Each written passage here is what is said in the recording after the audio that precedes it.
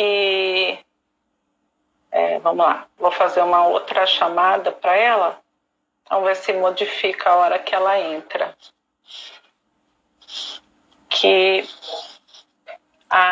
Vamos lá.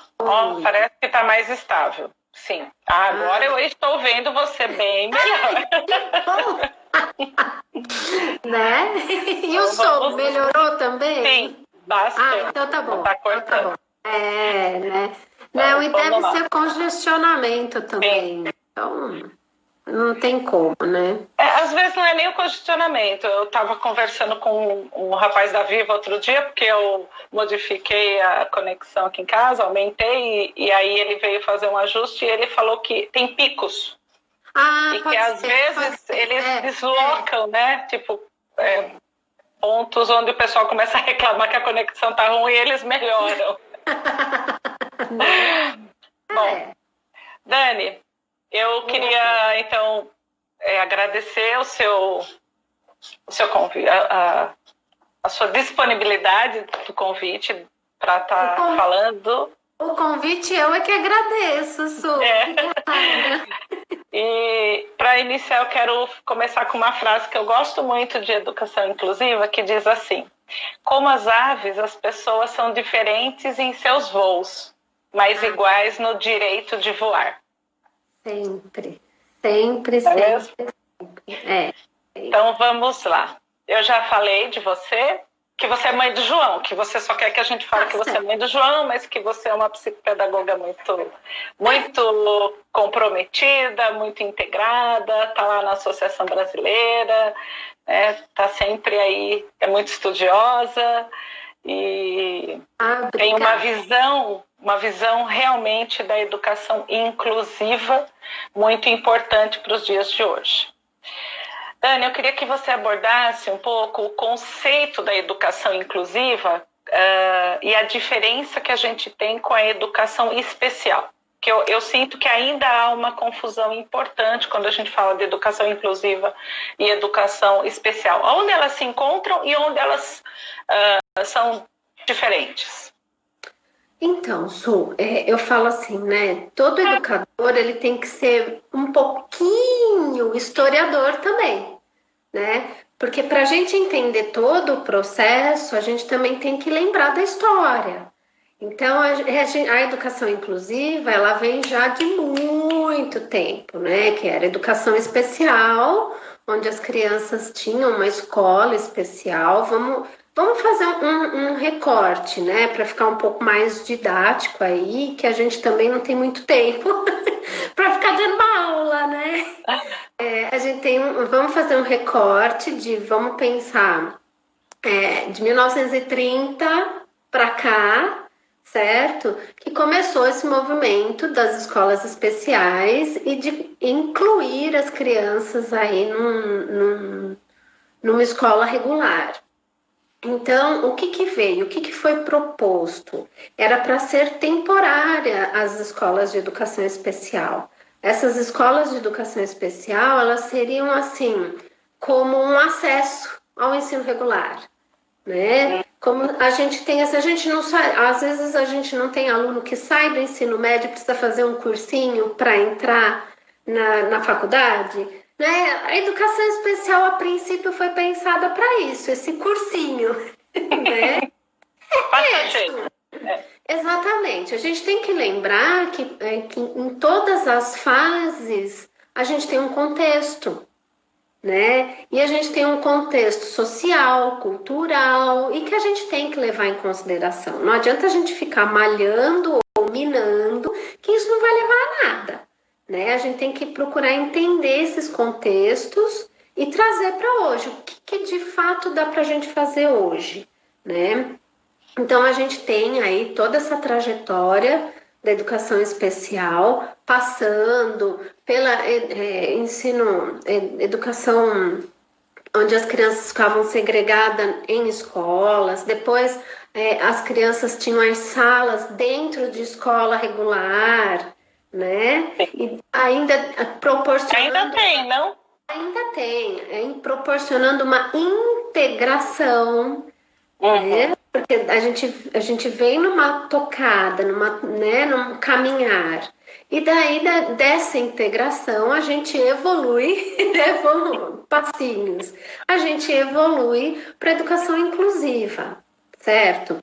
No Brasil, o que hoje, tá? Hoje, né, a Política Nacional de Educação Especial, ela é numa perspectiva de educação inclusiva, Uhum. tá? Para Isso quê? está na lei. Isso está na lei, tá? Isso está na lei, certo? E aí, essa perspectiva de educação inclusiva, a gente vai pensar desde conteúdo, desde de conteúdo à arquitetura, né? Então, não é uma coisa assim que se restringe a somente a sala de aula. A gente tem que pensar na escola como um todo, né? E para a gente que está estudando já há muito tempo, né?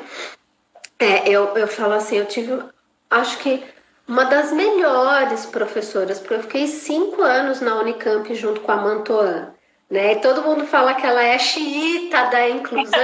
Sim, toda a inclusão, é verdade. Né? Que ela é a xiita da inclusão, mas assim, o que eu aprendi com essa mulher não está escrito, né? E assim, a gente vem aprendendo ao longo do tempo. E ela, assim, é uma super batalhadora, tira o chapéu, e se não fosse ela ser xiita, eu não sei se a gente tinha chegado onde a gente chegou, né?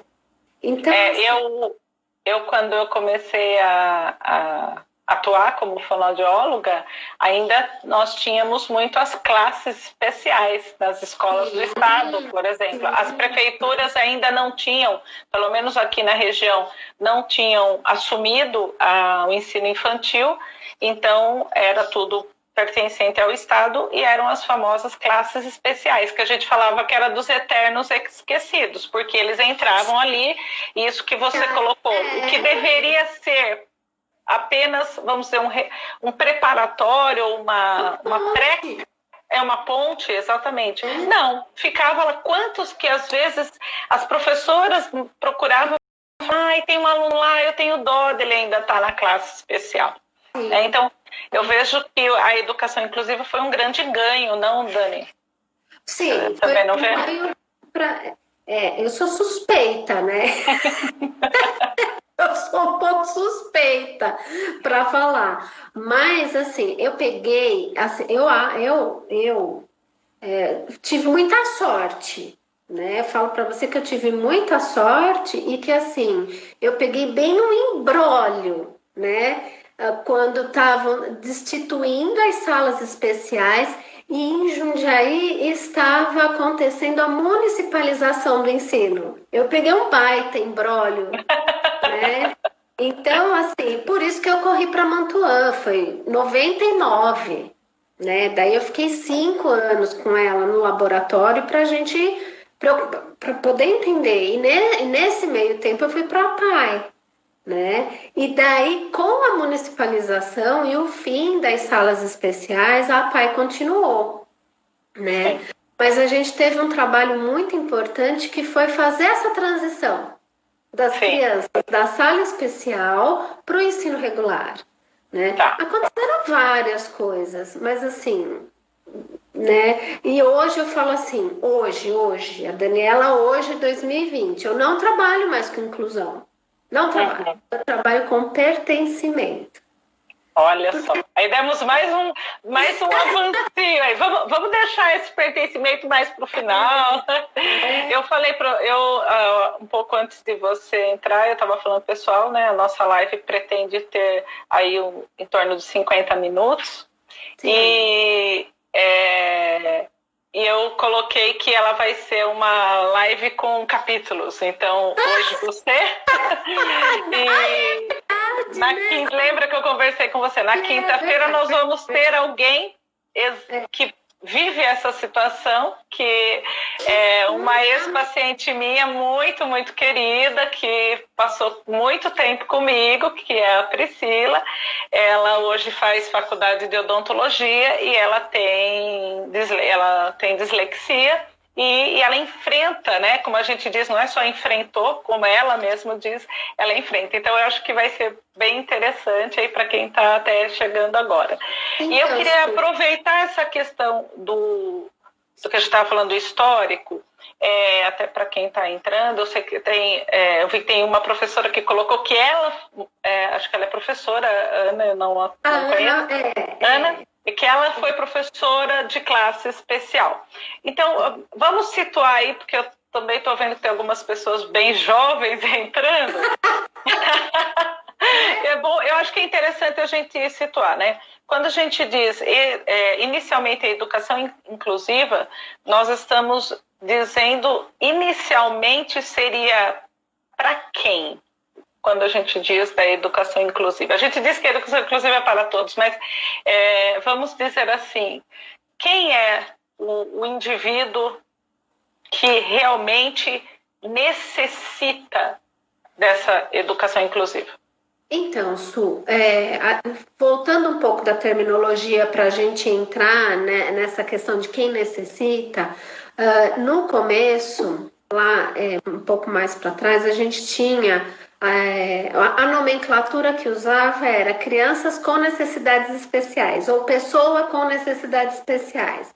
Só que essa terminologia mudou, por quê? Porque essa necessidade, ela pode ser transitória. E ela pode ser para qualquer pessoa, né? Então, assim, a gente pode falar, vamos pensar numa criança que não tenha nenhuma deficiência, vamos pensar numa criança que está passando por um processo de separação dos pais, né? E que ela não está dando conta. Então, neste momento, neste processo, ela precisa de uma atenção especial. Por quê? Porque ela tem uma necessidade temporária, né? Então, por isso, essa terminologia foi avançando para pessoa com deficiência.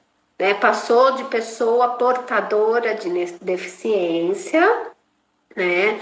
Que também reviu o termo, porque quem porta algo, e a deficiência ela é inerente, né? Ela é da pessoa, né? Então passou-se a chamar de pessoa com deficiência. Se a gente Eu acho que isso muito, muito importante, né? Realmente, Dani, depois você até frisa isso, a questão, como você colocou, da necessidade especial, que é algo que todos nós, em algum momento, e eu diria que agora nós todos estamos vivendo muito esse momento, não? Seja como educador, como terapeuta, como pai, dando aula para o filho, né? Nós estamos todos passando por isso, né? Tendo que fazer adaptações, ou seja, é um processo que isso é passageiro daquele outro indivíduo que ele tem isso que você colocou, uma condição inerente. Esse termo portador, quando mudou, eu lembro que eu fiquei pensando, poxa, mas parece que era mais simpático dizer indivíduo portador. Aí eu comecei a pensar, espera aí, eu porto um documento e eu posso esquecer o documento, mas eu não posso esquecer se eu tiver uma deficiência, não é verdade? Exatamente. Muito como a palavra é poderosa, aí desse lado a fonoaudióloga que vibra, né? E olha, o meu avô, quando eu entrei no magistério, meu avô virou para mim e falou assim: menina, você precisa aprender latim, porque você precisa entender a etimologia da palavra. Faz toda a diferença. Faz toda a diferença, né? A gente saber a etimologia, saber o termo e onde colocar de modo adequado. Porque senão a gente vai ficar criando coisas aí e acaba criando até fantasmas desnecessários. A Márcia Soligo, ela fez uma pergunta, não sei se você conseguiu ver a hora que estava passando, se na lei há algo em relação a esses quadros transitórios, ou se... Não, né? Não tem. Não tem. Eu tô até com a cartilha brasileira de inclusão aqui, ó, tá? Ó, tem anotação, tem post-it. Depois, se vocês quiserem, a gente até pode deixar o link disponibilizado cuidado, porque isso daí a gente acha em PDF no Google facinho, tá? Mas assim, aqui na cartilha não tem, tá? Como é que eu vou colocar isso? Né? Porque eu acho assim, a gente não A pode... Márcia colocou, ainda dependemos do bom senso. Exatamente, Márcia, é isso. Eu acho que postura, é uma questão de postura, né?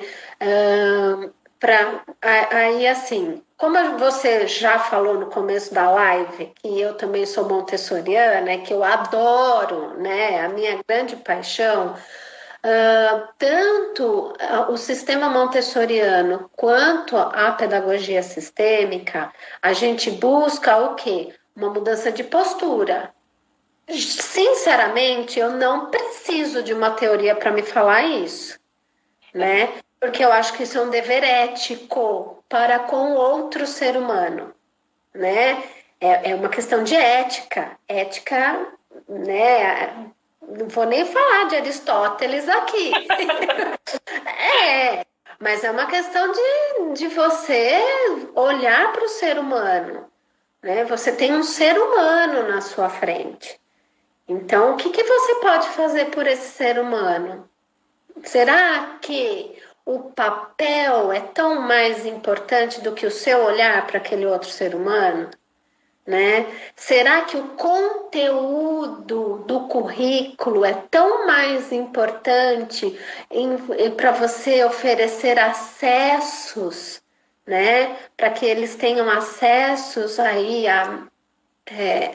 ao progresso da aprendizagem que é própria, né? A gente sabe no desenvolvimento infantil, o desenvolvimento ele acontece, ele desenrola, né? Independente da condição da pessoa, independente, o desenvolvimento segue o curso dele, segue o curso natural dele. Agora, a aprendizagem, né, a gente tem meios de ofertá-la, né, da forma com que a pessoa pode produzir, certo? E aí, assim, fica muito difícil de você falar em inclusão, e principalmente na escola, quando o foco é só conteúdo, e não a aprendizagem.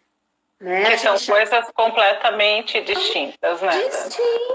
Distintas. E aí, assim, pegando esse momento atual, né? Quem não é o incluído, Su? Exatamente.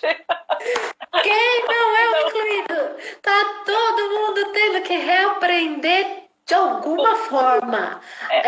Ou se não tudo, alguma coisa, ou mais ou menos, né? Tá todo mundo passando por um processo de reaprender e aprender, né? E talvez essa divisão que você colocou, divisão não, essa questão da diferença entre o conteúdo e o aprendizado, mais do que nunca é algo que os pais também vão ter a oportunidade de ver. Que você pode ter aquela criança que ela aprende tantas coisas e você pode passar até o conteúdo através de situações que não sejam exatamente ali naquele formato tão curricular, vamos dizer assim, não é mesmo? A gente fala assim, os recursos didáticos e as metodologias estão ao nosso favor e não a gente.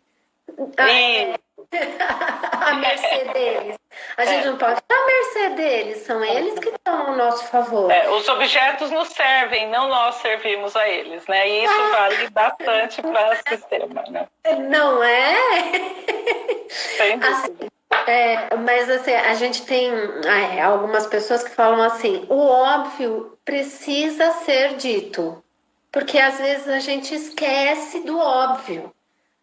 Né? Então, a gente não é escravo do objeto, é o objeto que está ali à nossa disposição. Né? O que eu posso fazer com isso e por onde eu posso fazer? Né? Então.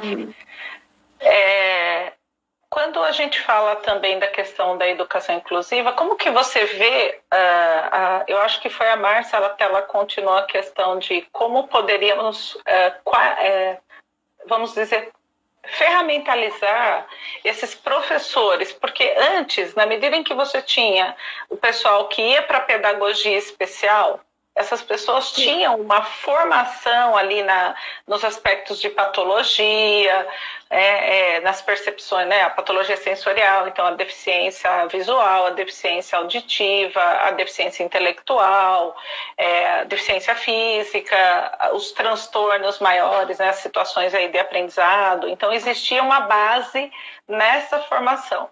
Depois, essa pedagogia acabou não existindo mais, né?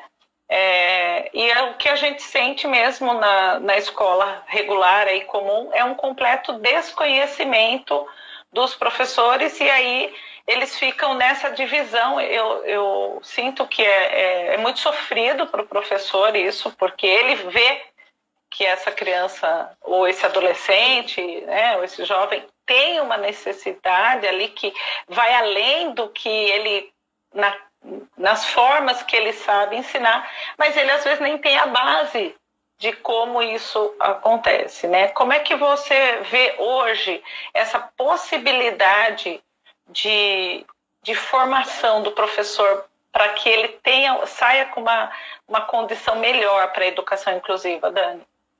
Olha, Su, eu vou ser muito sincera.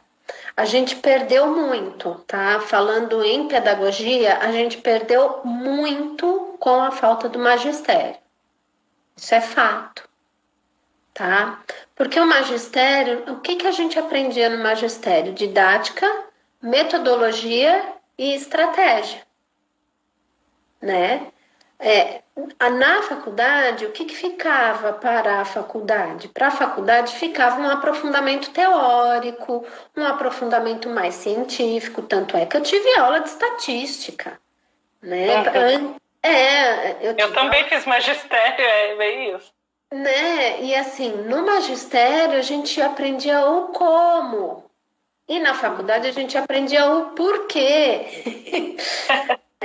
Se tivesse a junção desses dois, eu acho que seria o ideal. No entanto, o que aconteceu? Né? A gente vê aí que ficou muito sucateado. Né? E assim, eu sinceramente eu fico com muita dó dos professores. De verdade, fico muito penalizada, principalmente para essa geração de 2000 para cá, né? Que foi tolhida dessa formação do magistério, que nos instrumentalizou demais para entender vários processos, certo?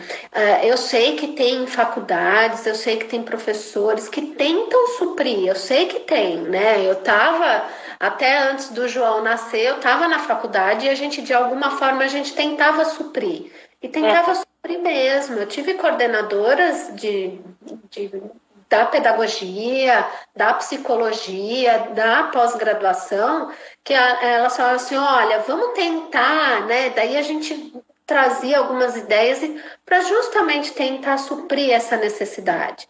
E uma das intenções de abrir o IP Bela Vista foi realmente também para suprir essas necessidades. Né? Porque... De capacitação mesmo. Eu não gosto muito desse termo, acho que é mais formação mesmo, né? É formação constante. Não adianta, a gente que está trabalhando com educação, com aprendizagem, as mudanças são assim muito corridas.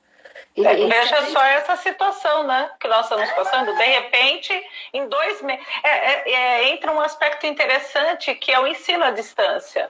Quanto se vem discutindo a efetividade do ensino à distância? E, de repente, não deu tempo de discutir, né, porque ele está aí, né? Quer dizer, vamos encontrar uma maneira, né? Um upgrade sem dar chance.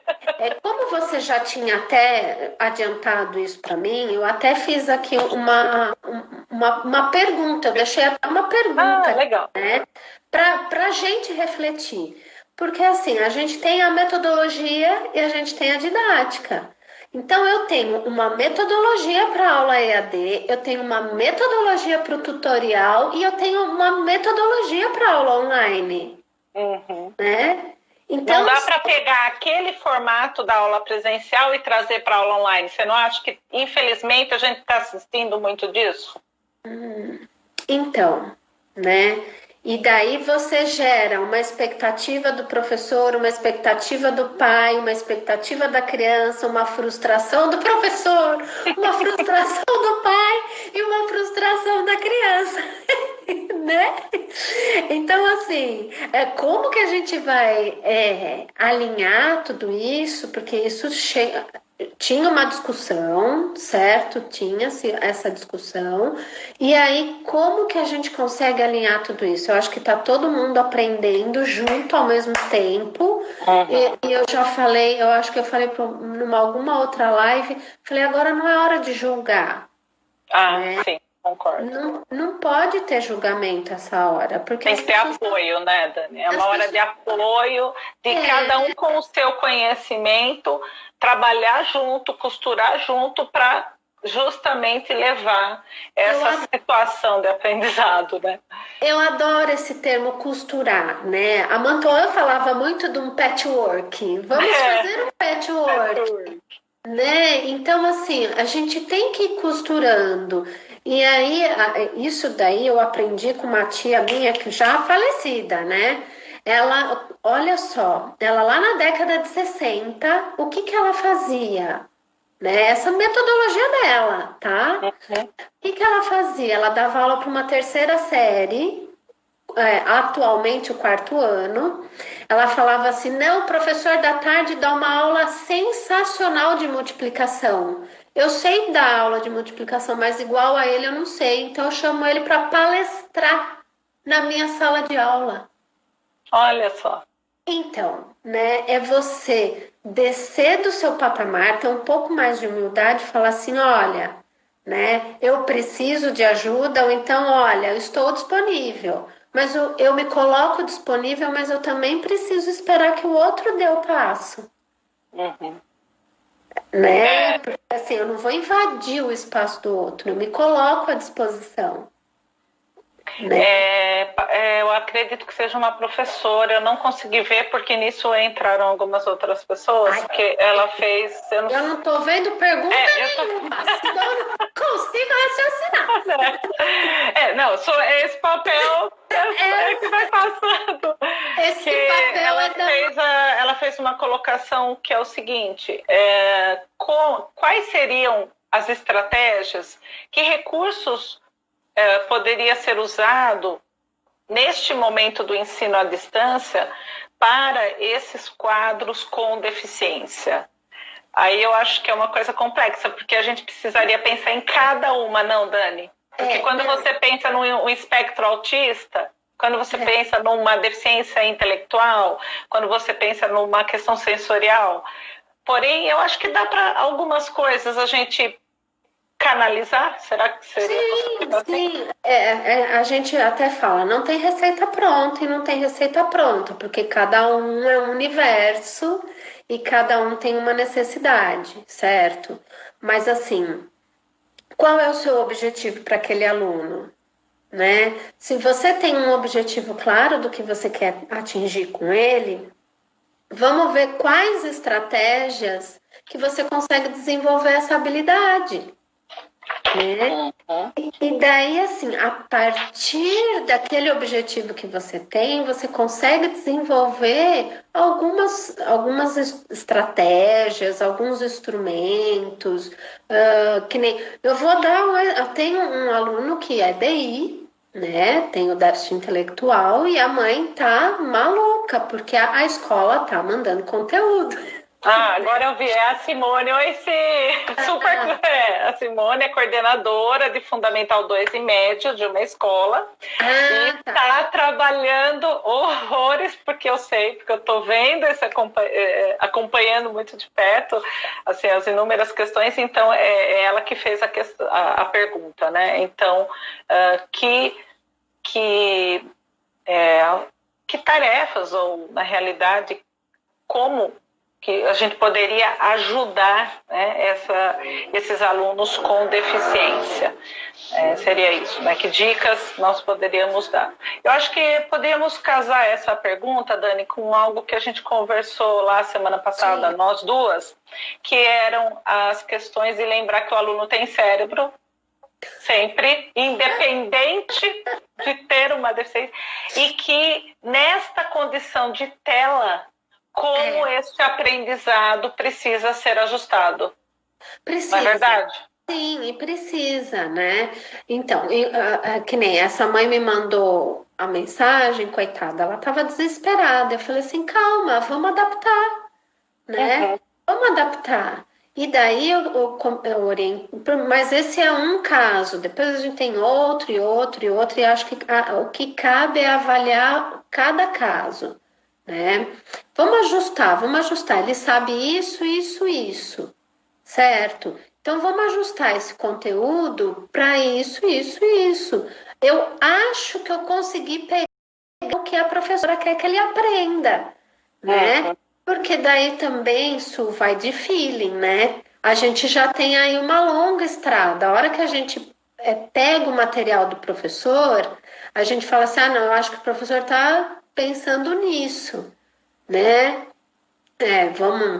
Vamos jogar assim, adição, subtração, quer que o aluno aprenda esse conteúdo. Então, vamos partir daquilo que o aluno consegue e vamos adequar para uma linguagem que ele consegue e para coisas que que os pais tenham em casa, né? Sim.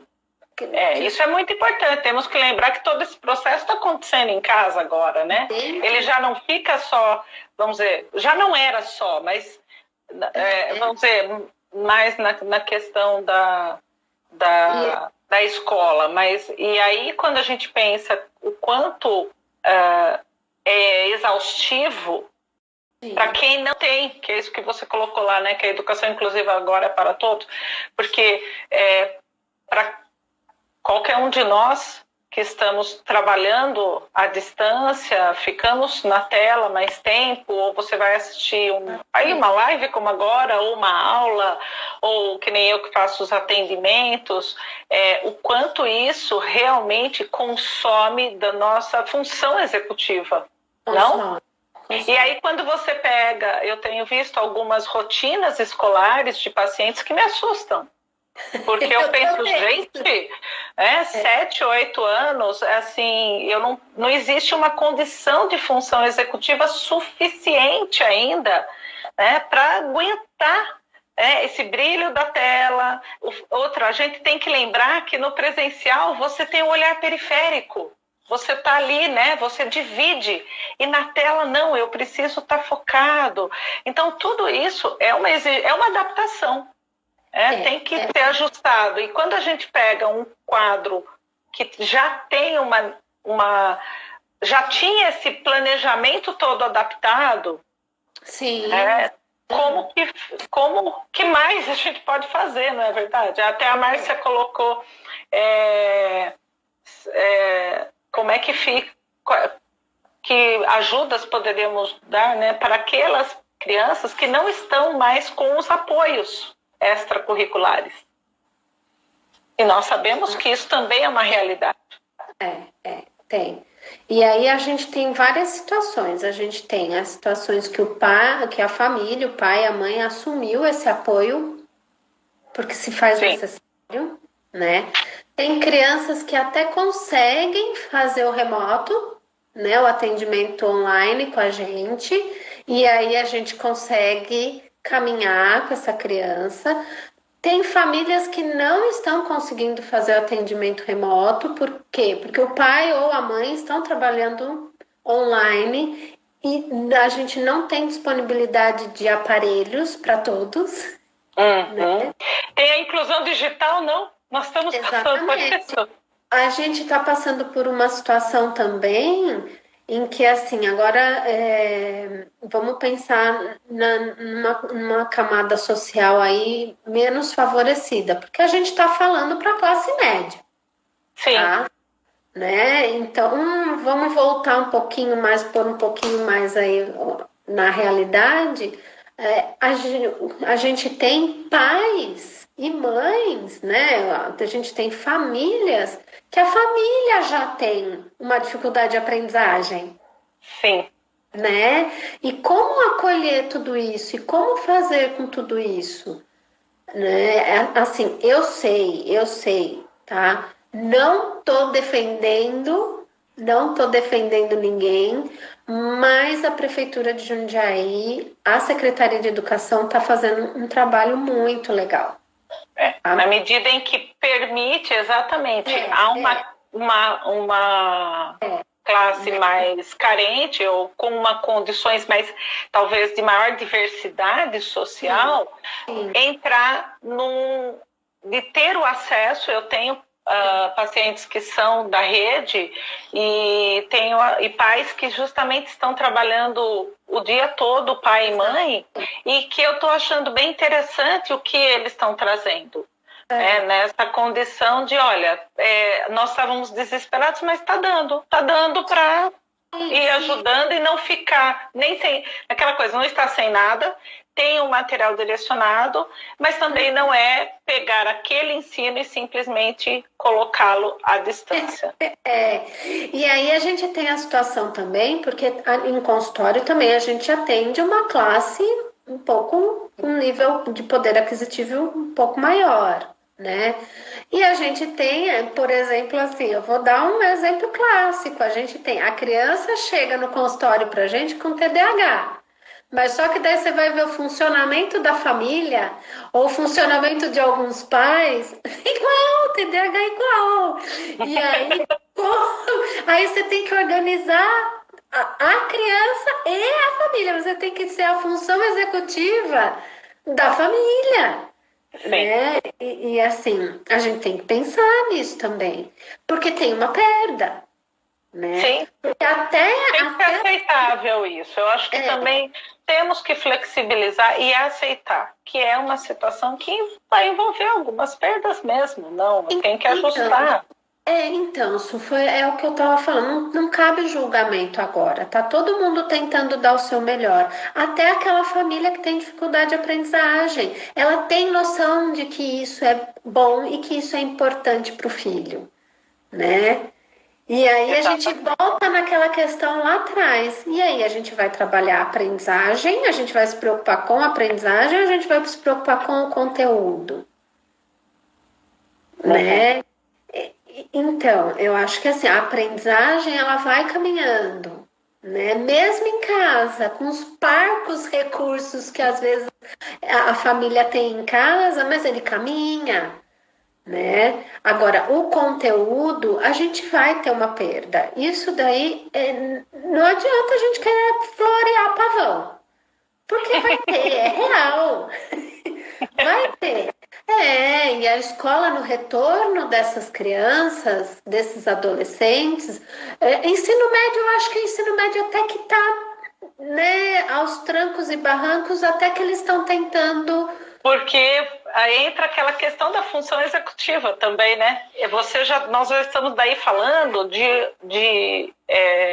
do indivíduo que ele já está no nível maturacional, ele já tem uma condição e se espera que já tenha autonomia.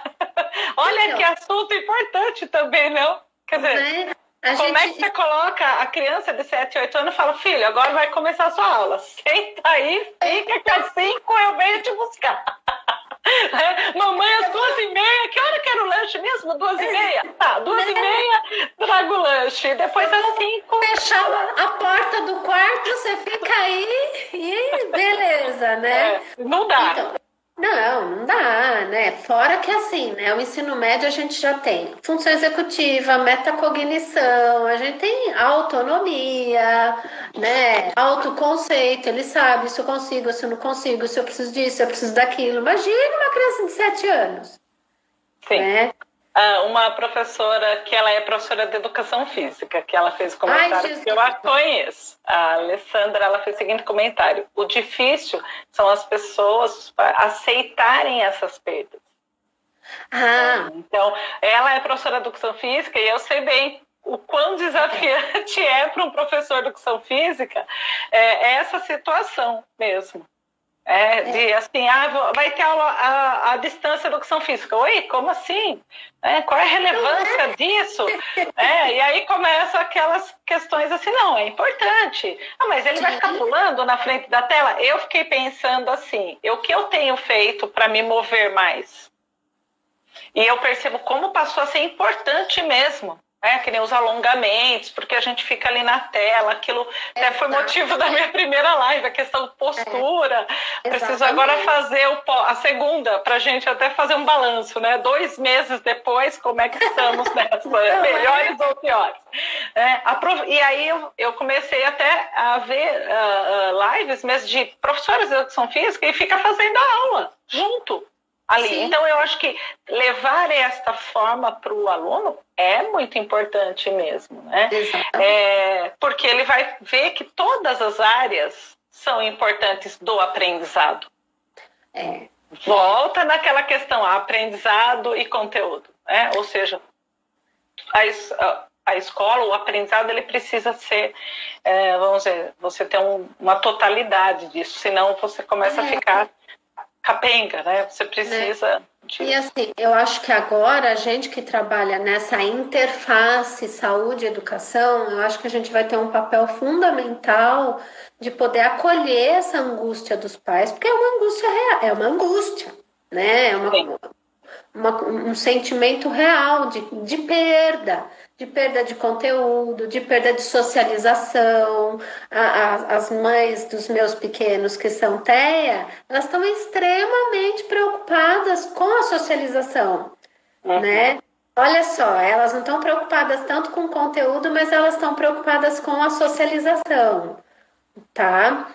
Aí, em contrapartida, eu tenho os alunos com altas habilidades, né? Que também precisam de uma adequação curricular, que também precisam de uma adequação de conteúdo. Então, as mães não estão tão preocupadas com o conteúdo, mas estão preocupadas com outros processos que envolvem, porque assim, eu tenho um com altas habilidades que é TDAH, né? E a gente vinha fazendo um trabalho de função executiva, tá? Né? Aí eu tenho um outro com altas habilidades que tá com fobia, né? E aí por aí a gente caminha. Foi muito legal você colocar as altas habilidades, era a minha próxima questão, porque quando a gente fala de educação inclusiva, vem muito esse pensamento apenas daquele que está na linha, né? Ali, então, por exemplo, o indivíduo com a deficiência intelectual, o rebaixamento, então o rebaixamento visual, né, sempre muito voltado a esta condição. E se esquece que nós temos ali alunos que são melhores habilidosos, né, que têm ali condições e que também necessitam de um olhar diferente e que agora... Quer dizer, como tudo isso vai trabalhar, que é isso que você falou. De repente, ele tem aquilo, mas essa situação dele tá em casa. Você sabe, assim, que eu gosto muito dessa questão das altas habilidades. Eu estudo altas habilidades desde a época que eu atendo na APAE, porque eu ficava com os autistas com altas habilidades. Né? Então, assim, estudo já faz muito tempo.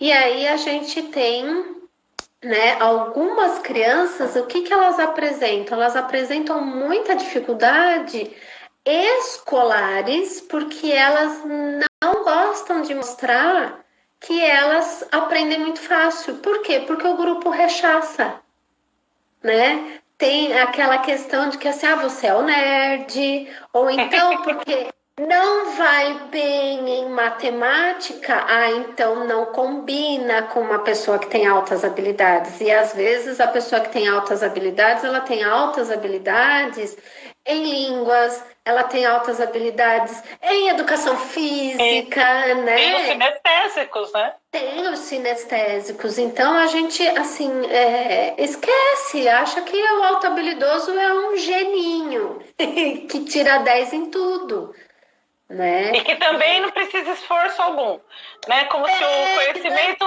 ali fosse sempre inerente, né?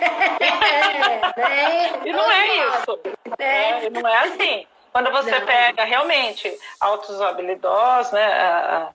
Você nota que eles têm... Porque para você, né, ser um melhor habilidoso, tem que lembrar, né, o aprendizado de uma outra maneira, tem uma série de questões mesmo, né? Uma professora de ensino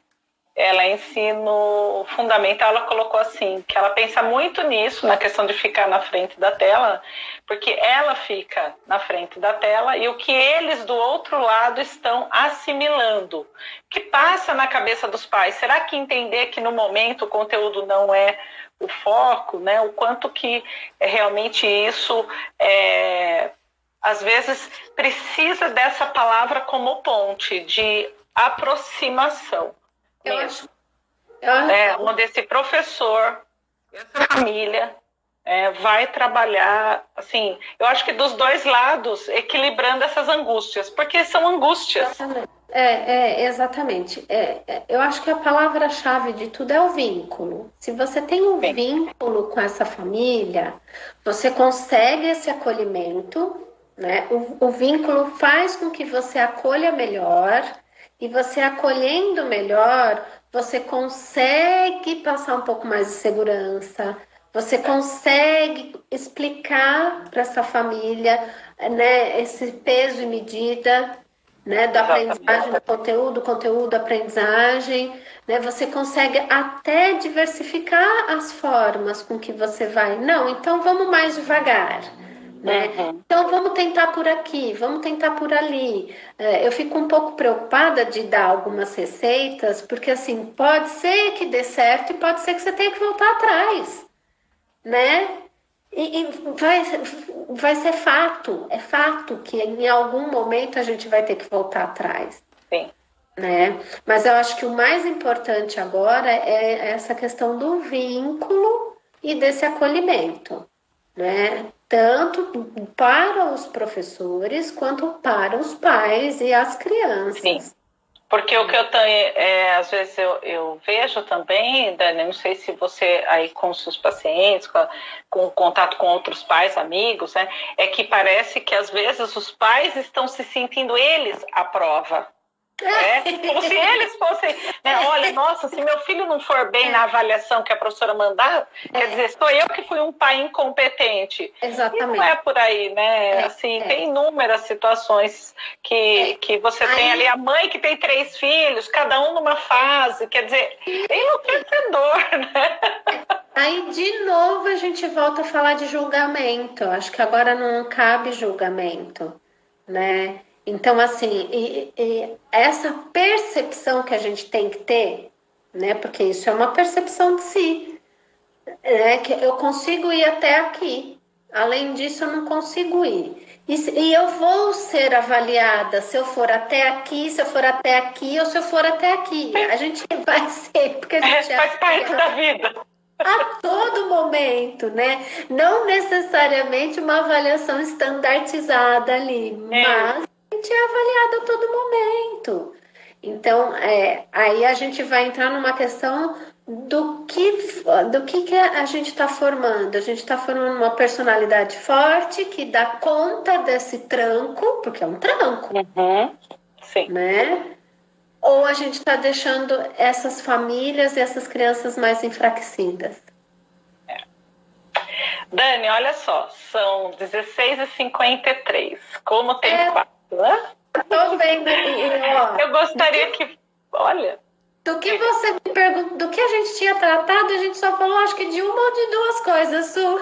Mais ou menos, porque abordamos a questão da mudança da terminologia, né? Eu faço tudo bonitinho escrito, né? A gente estuda. A cada 50 minutos de live tem 5 horas de estudo. Nossa, ninguém imagina, né? Não é? Outro dia, numa outra que eu fiz, a pessoa, nossa, que legal, né? É legal que você fala de espontâneo. Oi! Aí fica a dica de comunicação. Falar de espontâneo não significa que você não estudou. Tá aí dando 26 segundos para a gente terminar. E o que eu então queria que você deixasse aí nesses 20 segundos são quais são os pilares, bem rapidinho em palavras, pilares da educação inclusiva, para a gente fechar, Dani, que vai cair. Ai, meu Deus do céu, os pilares é pertencimento, acolhimento e vínculo.